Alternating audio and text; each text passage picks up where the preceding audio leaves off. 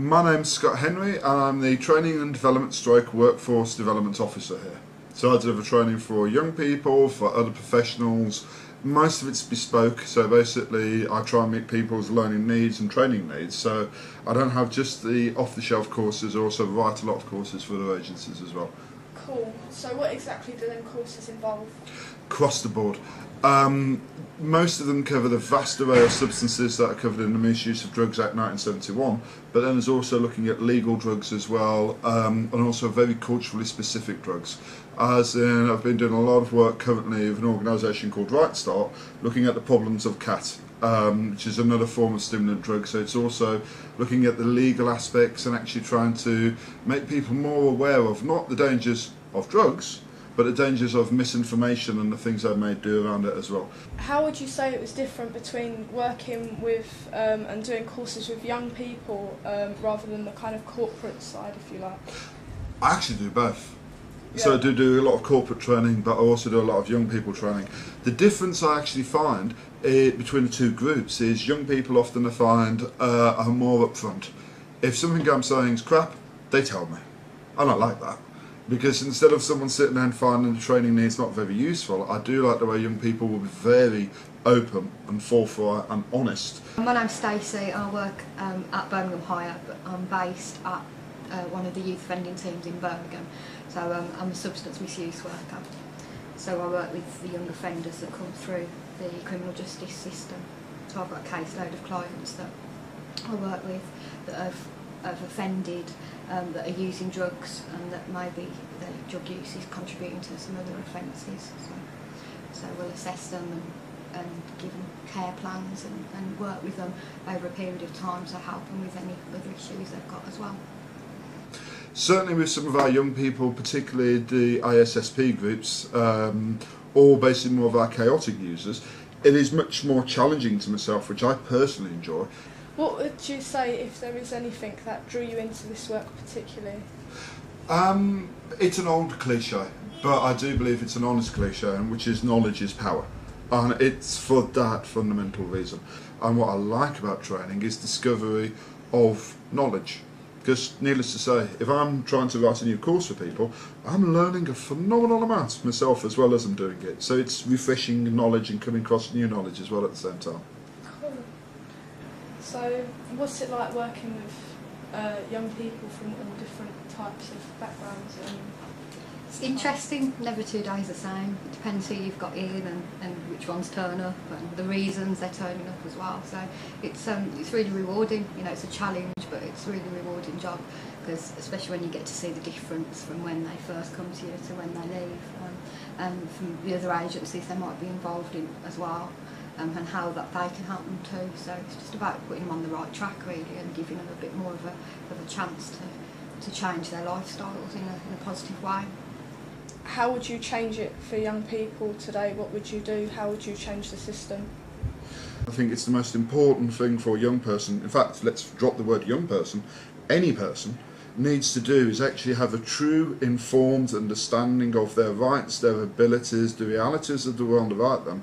Only then can you make an informed choice of how you'd like to change things for the betterment, hopefully, of yourself and those about you at the same time.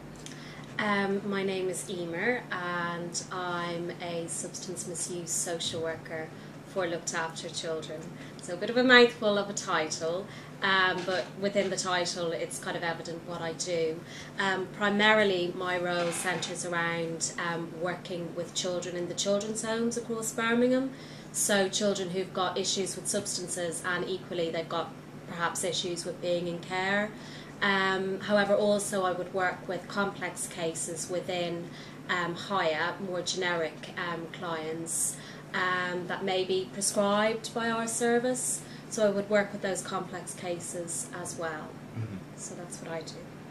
Whilst you do the work that you do for Hiah, is there any difficulties that you come across?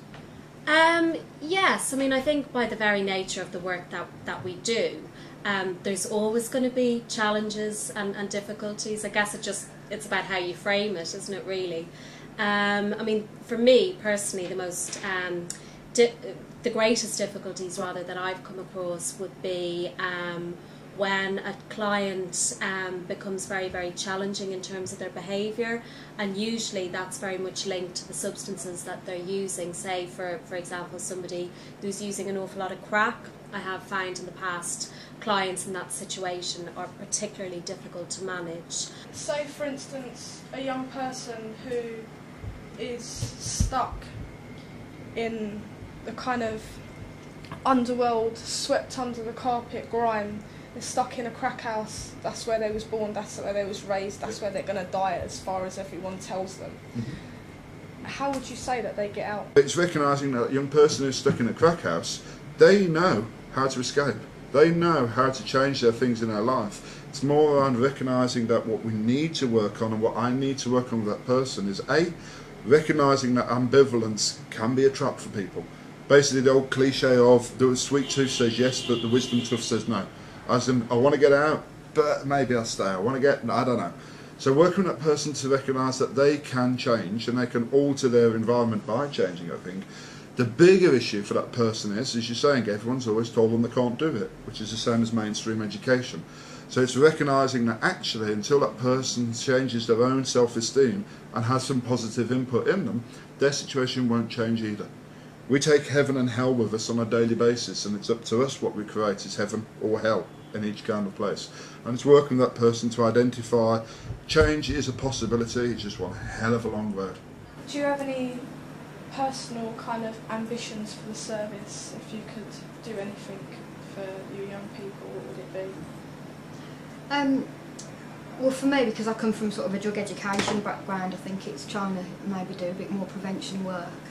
A lot of the young people I see haven't had much drug education in the past, and I always think, well, maybe if they'd been given a bit more information beforehand, you know, a couple of years ago, they wouldn't be at the point where they're offending and using different drugs to the extent they are. So I think that's a big side of it for me. I'd like to be able to go out and do that more. We work within a multidisciplinary team, don't we? So I would work very closely sometimes with, say, Helen the counsellor, stroke family worker. At the moment I work on a number of different cases with her, whereby I'm working with the young person and she's working with the parent, and sometimes we come together and do some group work.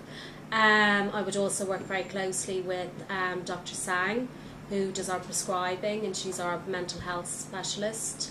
And equally I'd work very closely with the generic drug workers. So yeah, we're all a team. If you could give a message to young people on a broader scale coming from this kind of background, what would you give them?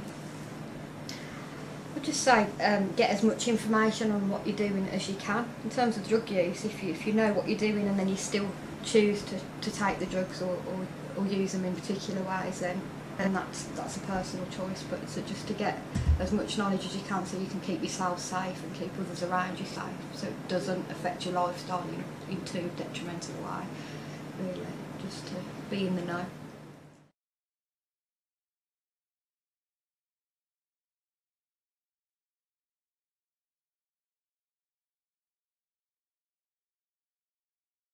How did you find Birmingham? Birmingham was cool, it was different. What did you think of Birmingham Hiah?